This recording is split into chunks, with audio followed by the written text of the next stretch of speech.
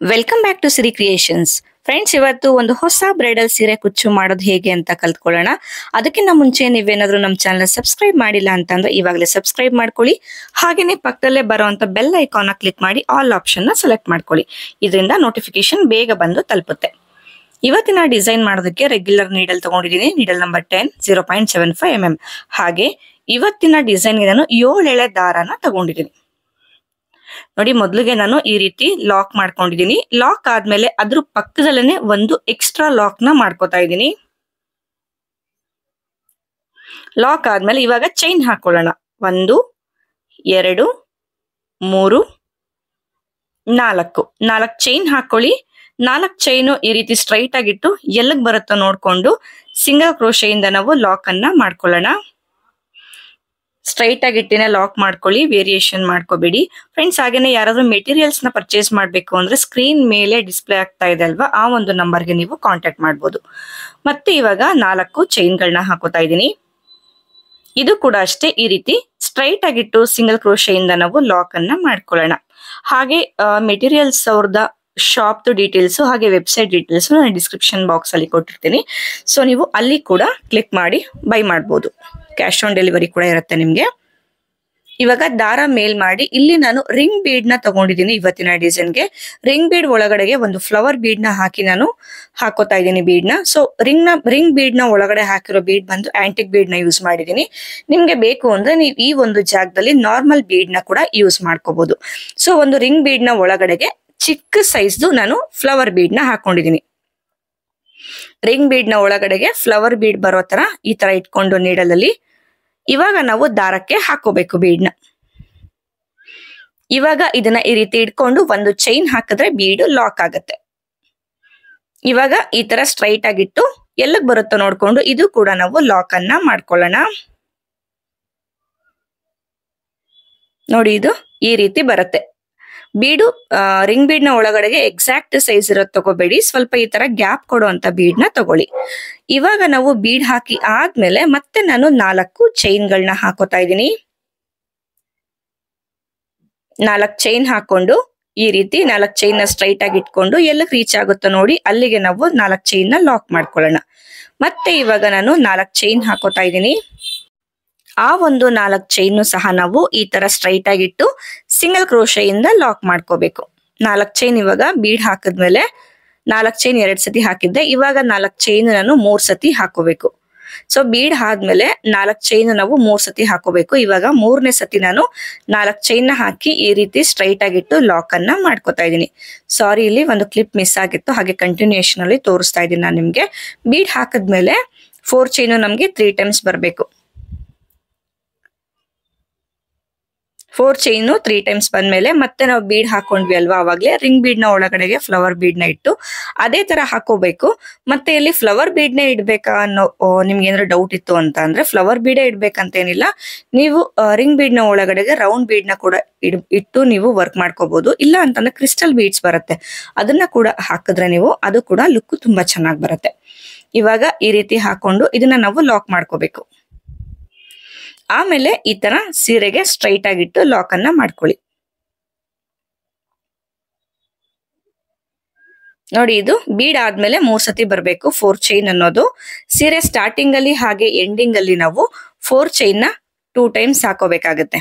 ನೋಡಿ, in between ನಾನು 3 times ಹಾಕೊಂಡಿದ್ದೀನಿ.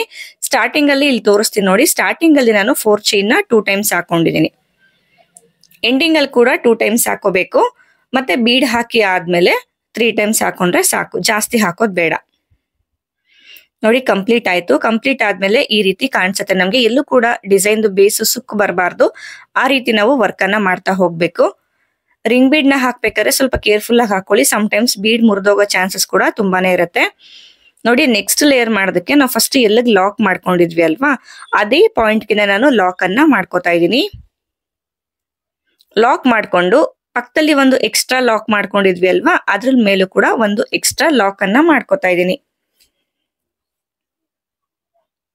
ಇವಾಗ ಚೈನ್ ಹಾಕೊಳ್ಳಿ.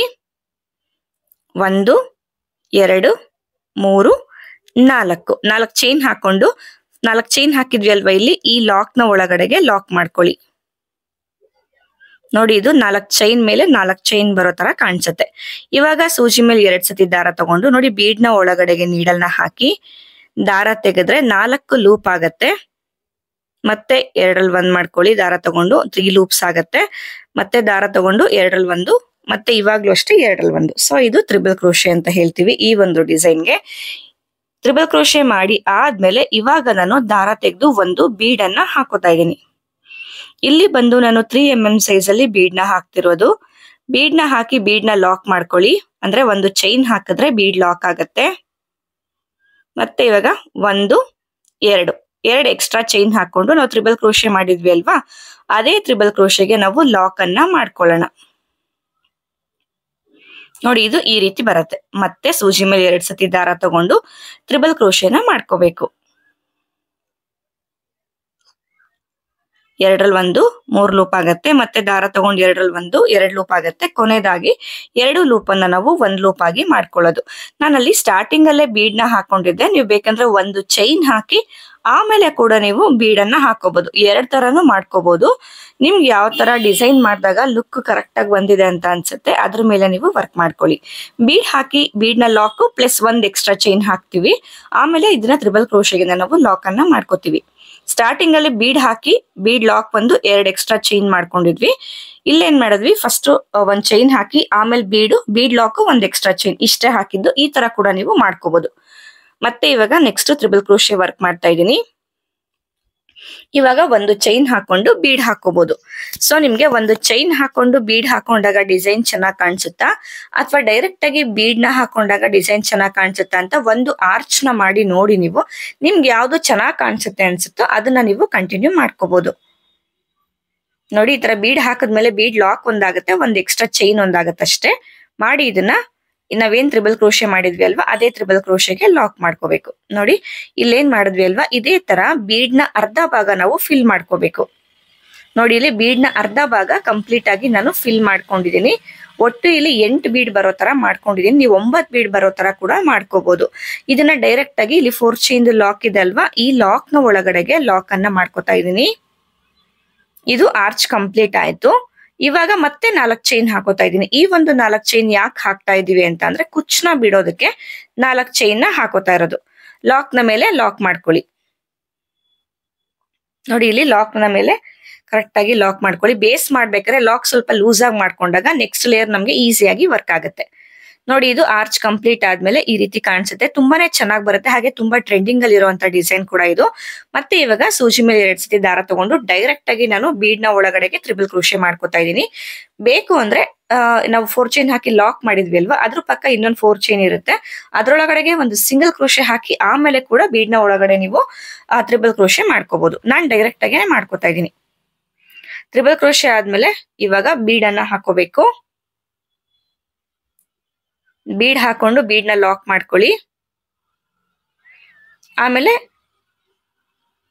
1 2 ಚೈನ್ ಹಾಕಿ ಲಾಕ್ ಮಾಡ್ಕೋಬೇಕು. ಅಂದ್ರೆ ಫಸ್ಟೇ ಬೀಡ್ ಹಾಕ್ದಾಗ ನಮ್ಗೆ bead lock plus 2 chain extra ಬರುತ್ತೆ. ಸೊ ನೋಡಿ ಇದೇ ತರ ಕಂಟಿನ್ಯೂ ಮಾಡ್ಕೊಳ್ಳಿ. 4 ಚೈನ್ ಗ್ಯಾಪ್ಗೆ ನಾವು ಕುಚ್ಚ ಹಾಕಿರುವಂತದ್ದು. ಡಿಸೈನ್ ಕಂಪ್ಲೀಟ್ ಆದ್ಮೇಲೆ ಈ ರೀತಿ ಕಾಣಿಸ್ತಾ ಇದೆ. ಈ ಒಂದು ಡಿಸೈನ್ಗೆ ಚಾರ್ಜ್ ಮಾಡ್ಬೋದು ಅಂತ ಅಂದ್ರೆ ನೀವು 700 ಇಂದ 800 850 ವರೆಗೂ ಚಾರ್ಜ್ ಮಾಡ್ಬೋದು. ಕುಚ್ ಬಿಡೋದಕ್ಕೆ 157 ದಾರ ತಗೊಂಡು ಕುಚ್ಚನ ಬಿಟ್ಟಿದ್ದೀನಿ ಅಷ್ಟೇ. ಫ್ರೆಂಡ್ಸ್ ಇವತ್ತಿನ ಡಿಸೈನ್ ನಿಮ್ಗೆ ಇಷ್ಟ ಆಯ್ತು ಅಂತ ಅಂದ್ರೆ ವಿಡಿಯೋನ ಲೈಕ್ ಮಾಡೋದನ್ನ ಮರಿಬೇಡಿ.